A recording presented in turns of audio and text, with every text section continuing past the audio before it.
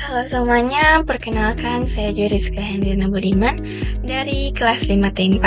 Kali ini saya akan membahas tentang pemodelan dalam Decision Support System atau DSS yang merupakan bagian dari mata kuliah kecerdasan buatan. Pemodelan adalah proses membangun representasi sederhana dari masalah nyata agar lebih mudah dipahami dan dianalisis. Dalam DSS, model digunakan sebagai alat bantu pengambilan keputusan. Model tidak harus persis sama dengan kenyataan, tetapi cukup menggambarkan faktor-faktor penting yang memengaruhi keputusan. Pemodelan memiliki beberapa fungsi utama. Pertama, menyederhanakan masalah kompleks menjadi lebih terstruktur. Kedua, memberikan gambaran hubungan antar variabel. Ketiga, memungkinkan simulasi alternatif solusi tanpa risiko besar. Dan keempat, mengurangi biaya, waktu, serta tenaga sebelum keputusan benar-benar dijalankan. Dengan kata lain, pemodelan adalah jembatan antara kenyataan yang rumit dengan keputusan yang rasional.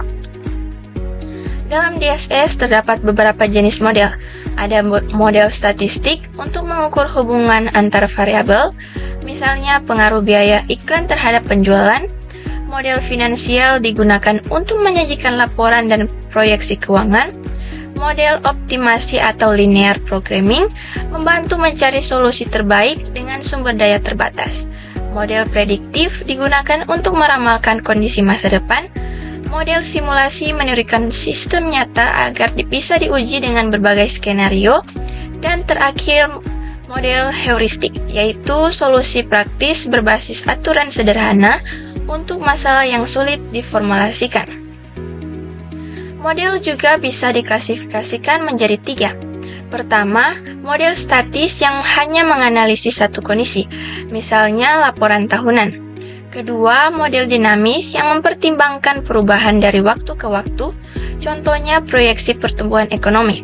Dan ketiga, klasifikasi berdasarkan kondisi pengetahuan, yaitu kepastian yang dimana semua data diketahui dengan jelas, risiko yang dimana hasil tidak pasti tapi probabilitas dapat dihitung.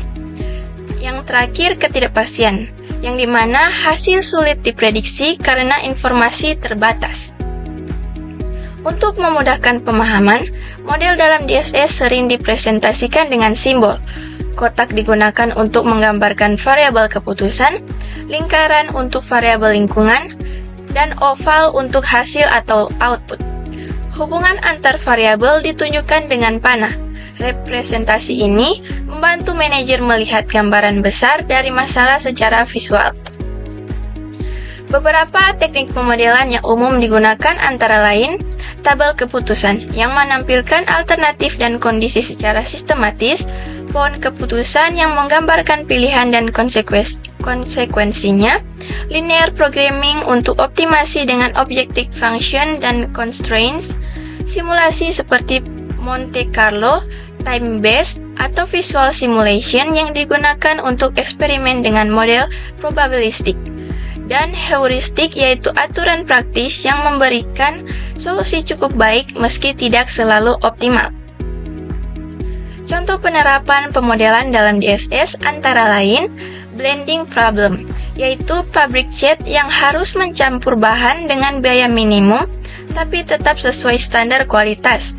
Analisis investasi, di mana pohon keputusan digunakan untuk membandingkan obligasi, saham, dan deposito dalam kondisi ekonomi yang berbeda, dan simulasi antrian rumah sakit untuk memprediksi dampak penambahan loket terhadap waktu tunggu pasien. Pemodelan dalam DSS memiliki banyak keunggulan. Model bisa diterapkan di berbagai bidang, bersifat fleksibel karena dapat diperbarui, hemat biaya, waktu dan tenaga, serta membantu manajer memahami pola dan struktur masalah. Hal ini membuat DSS lebih efektif dalam mendukung keputusan. Sebagai kesimpulan, pemodelan adalah elemen penting dalam decision support system. Dengan menggunakan berbagai model seperti statistik, finansial, optimasi, prediktif, simulasi, dan heuristik, DSS mampu menyederhanakan masalah, menganalisis alternatif, serta mendukung pengambil keputusan dalam memilih solusi yang rasional, efektif, dan efisien. Demikian penjelasan saya mengenai pemodelan dalam DSS. Terima kasih atas perhatian dan waktunya teman-teman semua. Semoga materi ini bermanfaat. Sampai jumpa di video selanjutnya.